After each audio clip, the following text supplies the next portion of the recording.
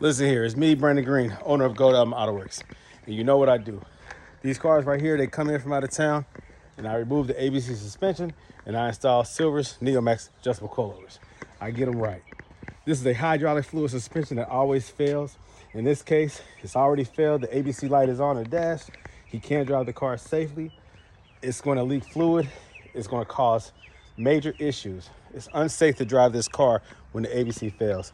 So when you start getting warning lights, you need to switch that out. Repair bills are ridiculous. It's not worth it. Just pull that crap out, install Silver's Neomax adjustable coilovers, and be done. This is what I'm talking about, guys. These are Silver's Neomax adjustable coilovers. All right.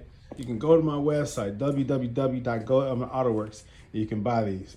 This is what I recommend for the R230, the SL, 2002 to 2011. This is the best coilover conversion kit for that model. Trust me. If you need me to install them, contact me directly. Area code 513-967-8079. This is what I do, baby. All right, well, another car just got delivered from Georgia. And what are we doing here? Obviously, a coilover conversion. And why do I say obviously? Because the car is lowered to the ground and there's a red ABC light on, of course. So this car just got shipped in and delivered, and I am going to do a coilover conversion. That means the removal of ABC suspension and the installation of Silver's Neomax adjustable coilovers. This is a very nice color. It's a blue, dark blue. You don't see many of these, and it has the silver interior. Light gray, very pretty. The pretty wood grain as you would expect from every Mercedes SL. You see the real wood. This is Mercedes, real quality right here. People invest a lot of money into removing this hydraulic ABC suspension because the car is worth it. Because this car is a phenomenal hardtop convertible roadster, and the car itself is built very well. There's a few little weak points about the car. The ABC suspension, obviously. The vario roof or the convertible top that can leak, or the cylinders can leak, but it can be repaired. See, it fails, but it can be repaired. It's inevitable that it will fail at some point, but there's a lot of sensors and things like that, but there's a common cylinder that leaks out that can be fixed. So everything that goes wrong with this car can be fixed. Overall, this is a well-built German automobile that will last forever if you take care of it. It's a bulletproof engine, bulletproof 5-speed transmission. They eventually went with the 7G Tronic, whatever, 7-speed transmission that also is very reliable. What goes wrong with those transmissions is the conductor plate. There's a speed sensor that goes bad, and eventually you have to change out the conductor plate. But that's it. Besides that, that transmission will last forever. So the engine is solid, transmission is solid, the body is solid, the interior is solid. They put high quality, thick leather seats that don't tear easily. You gotta really be careless if your seats are torn up. I mean, you're doing something that you shouldn't do, because this is good quality leather. Eventually, like this might wear a little bit, but that's it. This is thick leather. Mercedes use good quality leather. They use real wood, real leather steering wheel. I mean, they put a lot of money into these cars, man. This is when Mercedes were really making good cars. And it's just a beautiful car. It will last as long as you take care of it. But a key to taking care of these cars and keeping them on the road is getting rid of the suspension. That's the weakest point on these cars, and that's why these cars sell so cheap, because the suspension will go out. And when it goes out, Mercedes and most shops want a ton of money to fix it. And most of those fixes are Band-Aid fixes. It will rupture again. They can't guarantee that it's not going to fail. When you leave the garage, the lot, the driveway, the dealership, they can't promise you that it's not going to fail again. And that's the problem. I have owners who have dumped thousands and thousands and thousands of dollars into this ABC suspension. The ultimate solution is to get rid of it.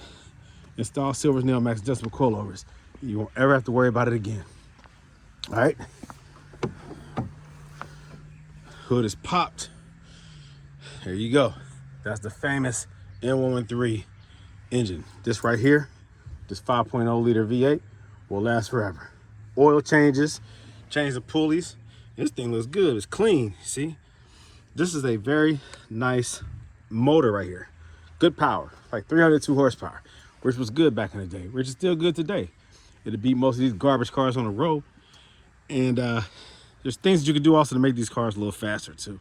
But these are very reliable engines, very reliable transmissions, a timeless body style that never ages, never gets old. This car looks better than 95% of the cars on the road. And when it comes to two-door roadsters, come on. What can compete with this? Not many.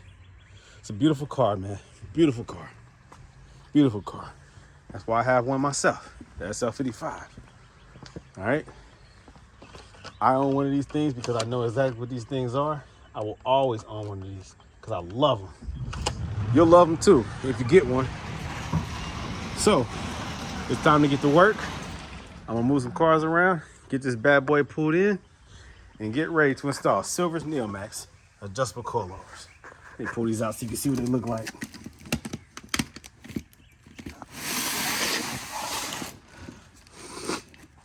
All right.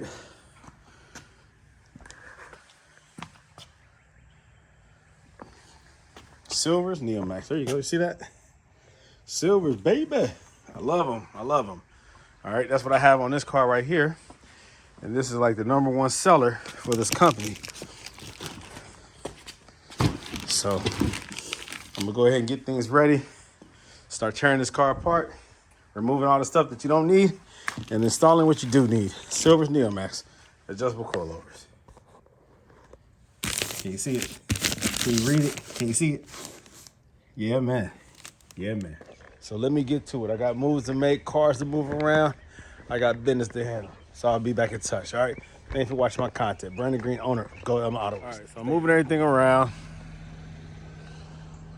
Got to move this car, which just came from Georgia, into the garage so I can start this coilover conversion. All right, let's see what I got here. Which key is it? Hold on.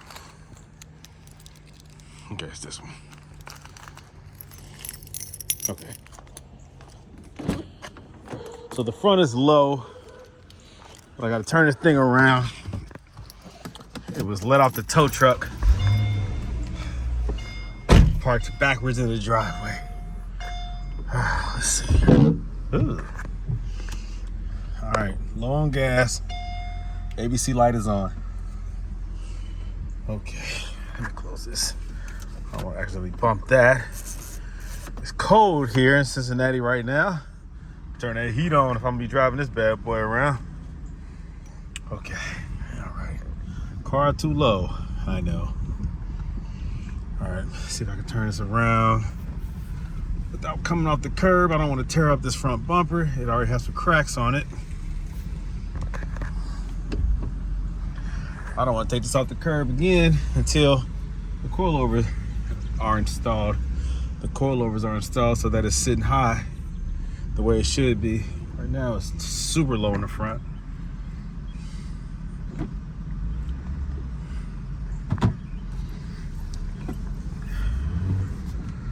All right, got a little thrust to it, a little power to it. Okay. Whew. There we go, baby. All right, before I pull it all the way in, let me do another quick walk around.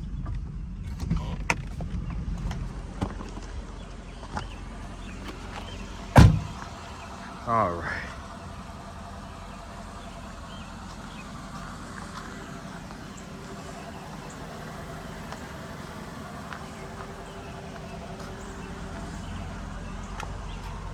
Oh, so it's real low on this side.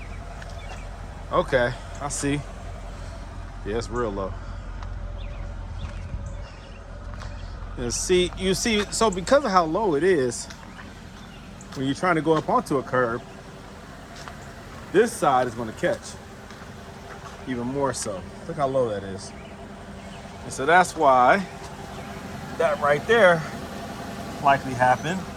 At some point, it went into a driveway or maybe up a ramp, and that side got caught. You see it right here too. It got caught. So that's the kind of damage that can happen when your ABC suspension fails. For those of you who own an SL, a CL, or S-Class, and you would rather keep ABC for your precious Mercedes SL instead of converting it over to coilovers, this is what you have to deal with. The ABC line ruptured, and it dropped on the passenger side. The passenger side now is touching the tire. You see how low it is? Front and rear, right? And because of that, it caused damage to the front bumper. You have this right here that popped out because it went onto a curb or maybe the ramp of the tow truck. You see damage right here to the front bumper. You see, this is what can occur when you decide to keep ABC and you have an unexpected failure. This can be pushed back in place, but that front bumper took an impact. You also have a crack here. You see, this is what happens. For those of you who want to keep ABC and say, well, if you don't have the money to maintain a $100,000 car, then you shouldn't own it. You shouldn't buy it. You should buy a Honda Civic. First of all, that's stupid reasoning. Reason being, this car wasn't $100,000. It has been $100,000 since 2003 or 4 or 5, whatever year this is. Now you can buy one of these for $4,000.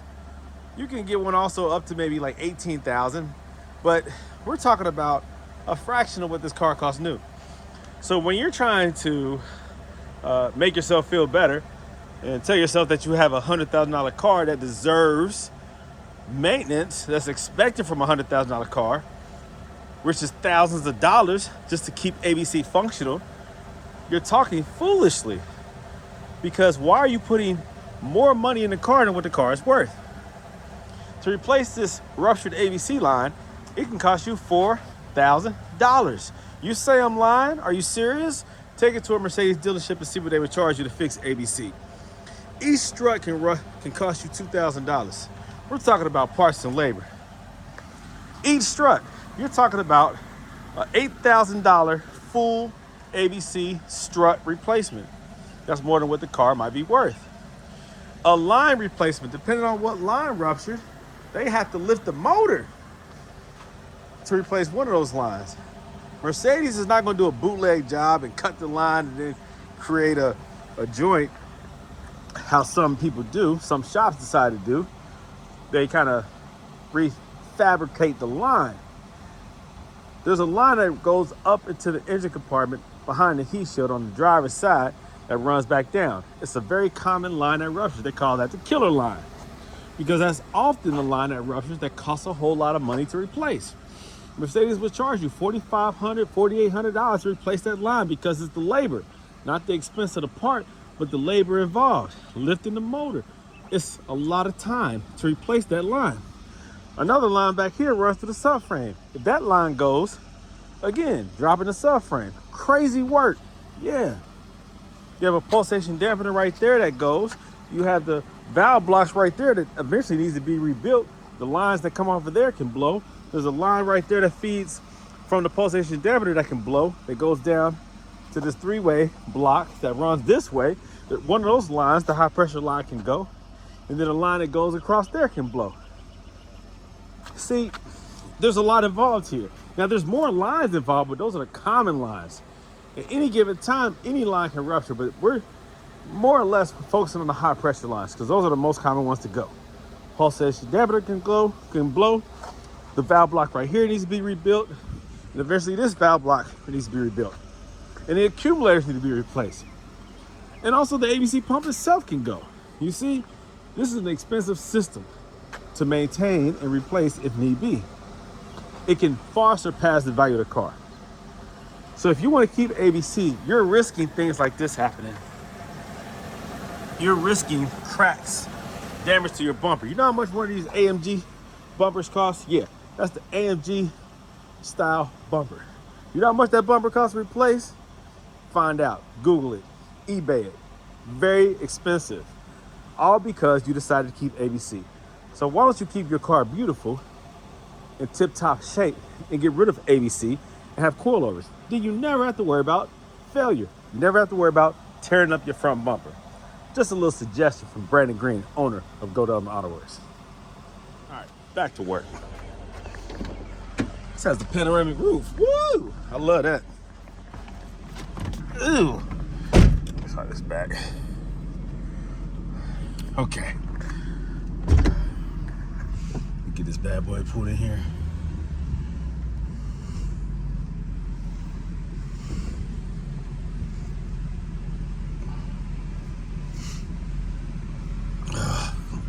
See, the power steering feels a little tight. It's all right, that pump's coming out anyways. All right, just for kicks. Yeah, ain't nothing happening. All right, let's see. I can back this up a little bit more.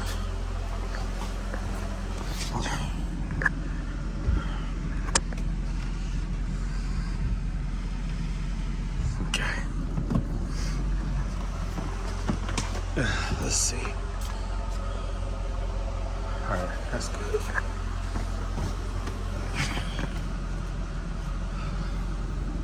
Let's go up a little bit. There we go. Okay. Pop that hood. All right. Okay. See if this trunk works. Ooh, good. Woo! God dang! Okay. The release works, but those struts do not work. Hold on. There you go. Okay.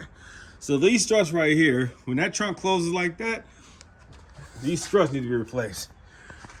These struts are useless right now. They're supposed to keep this lid up. I might have to call him and see if he wants to get those replaced. Okay. I can replace those for him. If he buys the parts, I'll send him the link for those. You can buy those and I can install them so that doesn't happen again. Almost took my hand, almost cut my hand off. All right, let me get these moved around. And it's getting late. I might be good for the night. I'll probably start on it tomorrow. Yeah, I just came back from out of town actually, and just made it in time to get that off the trailer. So I'm tired.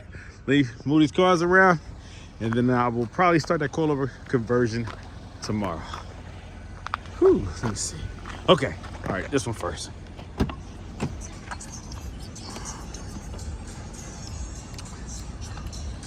This is the beautiful, here we go, okay. This is the beautiful 2014 S550. This is a beautiful car. Beautiful car. It has its flaws. The early model W222 has the faulty engine that is known for failure.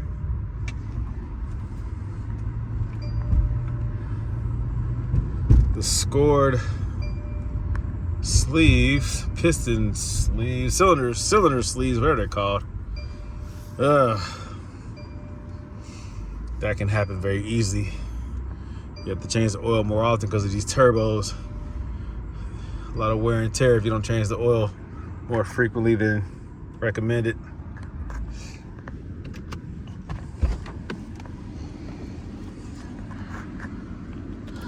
Cam phasers and camshaft position sensors. I don't know, is that right? That's crankshaft position sensors.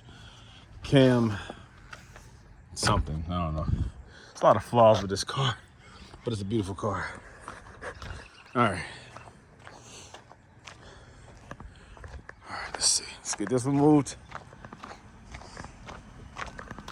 I love this one. The W221. This is our son's car. Love this car.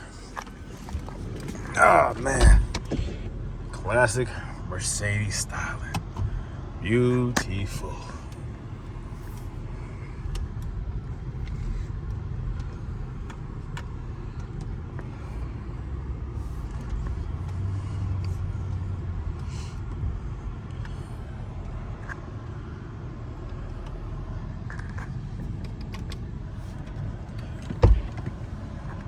Beautiful car.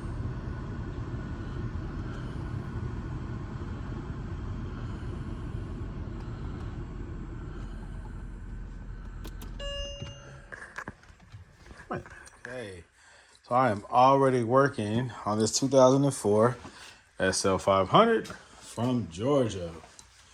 I already have the front wheels off.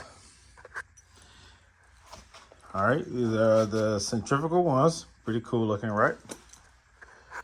Let's see. So the front wheels are off, and I'm up underneath. I'm about to remove the wheel liner so that I can get the pump, start the removal of the ABC pump. All right. So to do that, of course, you have to get up underneath here. You got to remove this joint right here. Now, you do that to get access to that bolt that secures that rear metal bracket that attaches the pump to the engine block. There's a screw that sticks into the engine block, and it's hard to get from the top up underneath. You can get it very easily. So you got to remove this cover right here to get in there. And this one too as well. Might as well remove this too, because you have to work on that pump, and you're going to probably drop something. And so you don't want to have to reach down there and get it. Just let it drop down. Plus you have to drain the pump a little bit, and also the reservoir. It's going to be a lot of fluid leaking down. So you want all these covers, all these under panels removed so that it can drip down into a pan. I will have an oil pan down here catching all that fluid. Now, before I even start taking things apart, you see here there's a puddle. You can see right here that it's dripping from right here.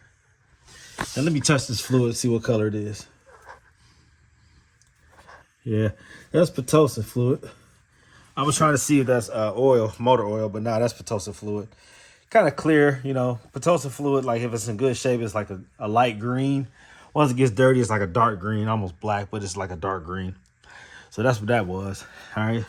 So it's leaking. It's leaking. All right. So he definitely has an issue with his ABC suspension, but it doesn't matter. It's coming out of here. I just like to see evidence of, you know what I mean? But it's coming up out of there. It's coming up out of there. Just like that, the coilover conversion is done. Man, I didn't record anything. I'm telling you guys, I do this so much. I'm repeating the same thing. I'm saying the same thing over and over again. If you want to see my videos and learn, you have to watch my videos. This video alone is not going to explain the whole process. You piece my videos together, you do learn the whole process. But this one is done. In the process, I did change out the struts in the trunk because the trunk would not stay open, and I need to get inside the trunk safely, work inside the trunk, and to have this being supported by, I had a stick right there initially, that right there to keep the trunk up. It's not safe, and I don't want to damage anything with the pressure of that trunk. That trunk is heavy. The weight of that trunk is heavy, so I don't want to. It's easy to just replace the struts. And so that's what the customer decides to do is buy those struts, the trunk struts for me, and then I install them. So this coilover conversion is done. I do have to pull it out and wipe it down and drive it and take some more video footage and pics and send it to the customer. But for the time being, it's late at night. I wanted to finish the job, and then I'll worry about the other part of it tomorrow. So I'll pick back up tomorrow, but yes, the car's done. And here she goes. She is done. Now, I noticed that on this coilover job, once I installed the coilovers and pulled the car out, I'm looking at the gap or the spacing between the tire and the fenders. And I asked myself, is that usual? Normally, I don't see that much spacing, but I realized that these are lower profile tires. Now these are 18-inch wheels. Usually I see a taller tire with these wheels. So with a smaller overall diameter tire or wheel setup or combination, it looks like the gap is more than I am typically used to. All right, and so it will settle. It'll settle about 1/8 of an inch after you drive it for a little bit. Right now, I just pulled it out of the garage. So this is a fresh coilover job. It still needs time to settle. But yeah, if I were to change the tires out in the future, I would go with a little bit thicker tire for comfort, if nothing else. But also, it looks a little bit better. when you have low profile tires like this, you want it to sit kind of low. But it looks good though. I like it. So I'm about to jump in it, drive it, see how it feels.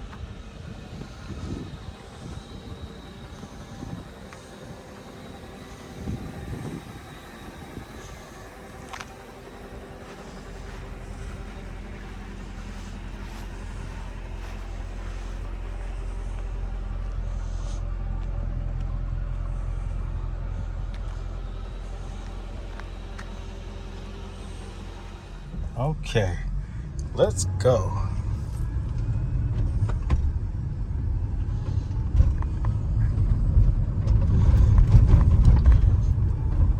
So I drove it around my block real quick just to feel it.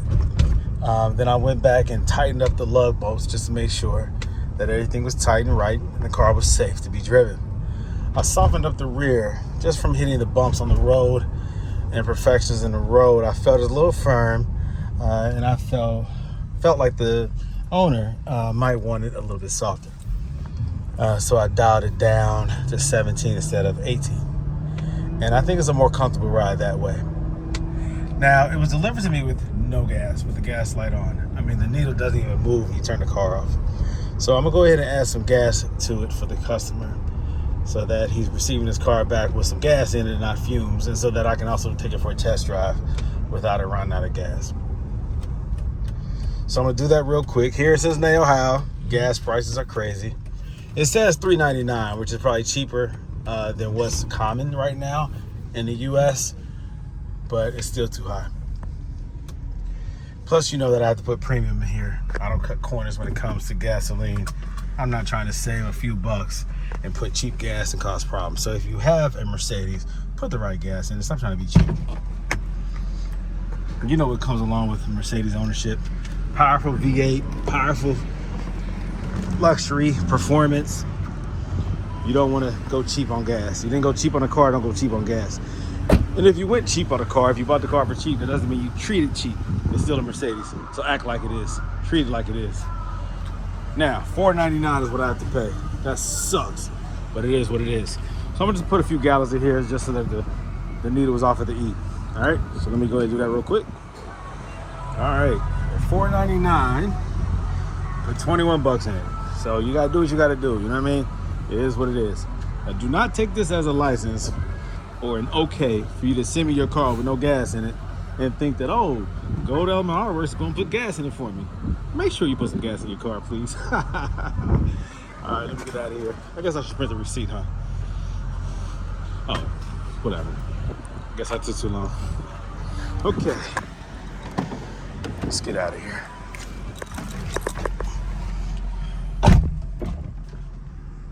Okay, here we go. Let's take her for a spin. Let's see what she does.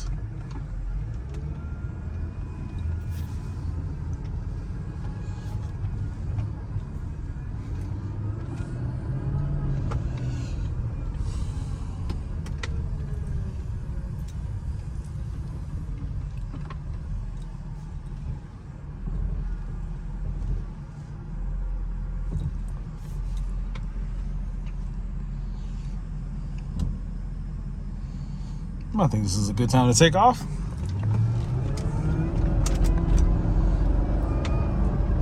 All right, feels good. Right now it's on, let's see, it's on sport, so that's good. Good takeoff. You know you have comfort right here. You also have like sport, you know. Comfort takes off, I think it's second gear, or like at a slower gear, slower takeoff, more controlled versus abrupt foot-pounds of torque.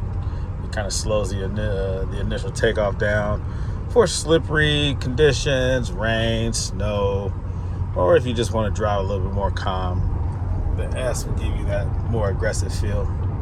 The older model Mercedes used to have, I think, like W. We used to call it winter for winter driving. You know, it's just less aggressive acceleration. I've heard that it takes off in second gear so that you don't have as much as that torque, you know, as much torque as you do in first gear. So something like that is accurate or something like that. Let's see.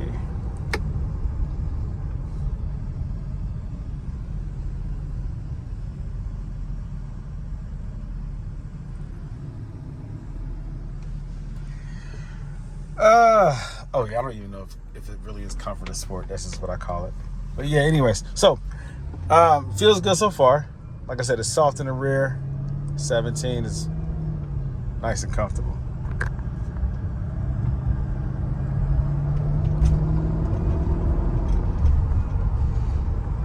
I got to take it through some turns, more aggressive driving, just to see how it feels, see how it reacts to more aggressive input.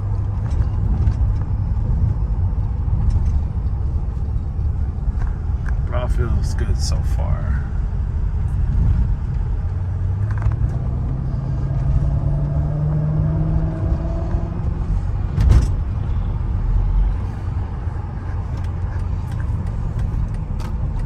Needs a new mirror. That browning occurs because these are heated mirrors and also auto dimming mirrors. I think this has a heating element, and so what that does is it changes when you have like somebody who flashes their lights or whatever. It calms it down so it doesn't blind the driver. But over time, I don't know if they call that delamination, but over time it burns out, and then you'll get that effect right there. It no longer auto dims and it just looks dark. You'll see that on a lot of older Mercedes. All right, so here she goes, cleaned up.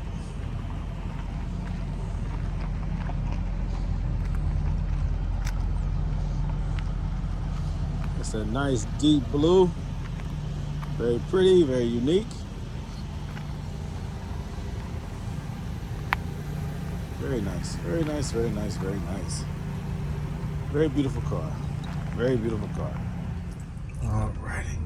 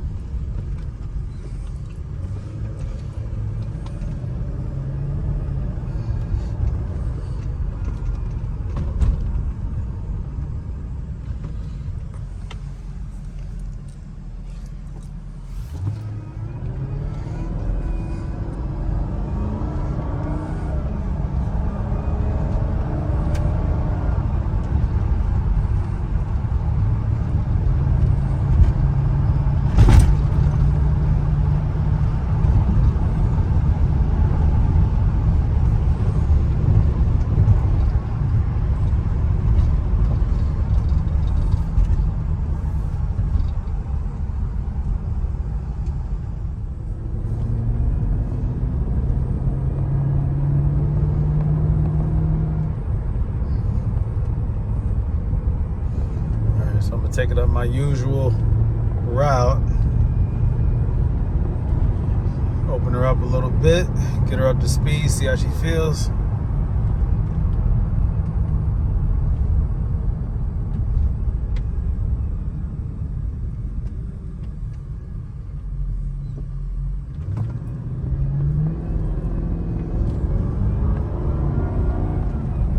All right, let me slow down, get some space here. Now these tires are, I think 40 series in the front, 35 in the back, but I don't know, it's something about them. They just look like they're low profile, but I don't know. They're flat, they're not really tall in the middle. They seem kind of flat. And so what I mean by that is whatever the road, like if the road has imperfections, like divots, if it's not absolutely flat, and there's grooves in the road, just from settlement of the concrete and traffic, and the roads are not always flat. And so sometimes with like low profile tires, they'll follow the divots, I guess, in the road, and it makes it feel like your car is going back and forth, left and right. Just whatever the road conditions, the tire just almost like on rails, with the imperfections of the road. So when you have taller tires that are taller in the center and they taper off and they're more rounded on the edges, your car tends to not follow the route of the worn out road, if that makes any sense. I'm trying to explain this. But when you have flat, oftentimes low profile tires on like, especially like oversized rims, it will follow any curvatures in the road, it will follow it. you get less of that effect when you have the proper size tire. And of course, we all know lower profile rim, or smaller size rims, thicker tires, allows more flexation of the tire, comfort of the ride, a softer feel on the road. No matter the road conditions, it softens the ride because of the thickness of the tires, the air in the tires and whatnot that absorbs it. I noticed in the back that these tires are low, the tread is low. So I would recommend to the owner that he does get some new tires in the back especially. But why not just get a whole new set? Now these are factory 18-inch wheels, staggered, so they're wider in the back. So I recommend getting some new tires that have the recommended OEM size to them. I don't know what brand these are. I have to look again, but again, I feel the road a lot more. And it also can be overpressurization of the tire that can cause them to be a little bit more hard and wear prematurely, and also not absorb the road, but just keep moving along in line with whatever the road conditions are. It just kind of rides the route already in the road. Uneven pavement. So I feel a little bit of that. The alignment is good. You feel the tire straighten up. It stays straight when you release the steering wheel, so that's good. So alignment is good. I would just recommend some new tires at some point. Again, because the rear is low, and the rear tires always wear faster than the front on a rear-wheel drive Mercedes. This is what it is. I'm sure if I wanted to, I could easily break traction. But the car does feel great. Very nice, very nice, very nice. It's very smooth. I'm glad I dialed it down one click, the dampening in the rear. The front is 21, I think. Or did I do 20? I think I did 21 in the front. It was 17 in the rear. Now it's, what was it? Maybe 18. No, it was 17 in the rear. I think it's at 16 now. 21 and 17. So now it's 21 and 16, I think. But it feels good. You hear a little bit of metal chattering. That's the spanner tools in the bag there rattling around. But it's a quiet ride though, nice and smooth. Good handling. I'm able to drive aggressively. Who needs sway bars? Not the SL. The S-Class and the CL, bigger body, higher off the ground, more body roll. You need sway bars for the best ride. But these, man, I can take these corners fast, man. Without losing control, without feeling like the car is about to tip over, without your body leaning ridiculously or being uncomfortable. I love the SL. I love when people say, oh, if you don't have sway bars, you don't know what you're doing, and blah, shut up. This car is fantastic. Look at that grass. This car is fantastic. Very nice. Oh, that's pretty. Look at that. Spring is here, baby. Very nice ride. Very nice ride. I'm impressed every time I do a coilover conversion. And I know that the customer will be too. So that's the route that I like to take in order to really push the car, feel it, you know, in the corners, take it pretty fast. It's a really nice feel. I'm impressed. I like it. Nice ride. Nice ride.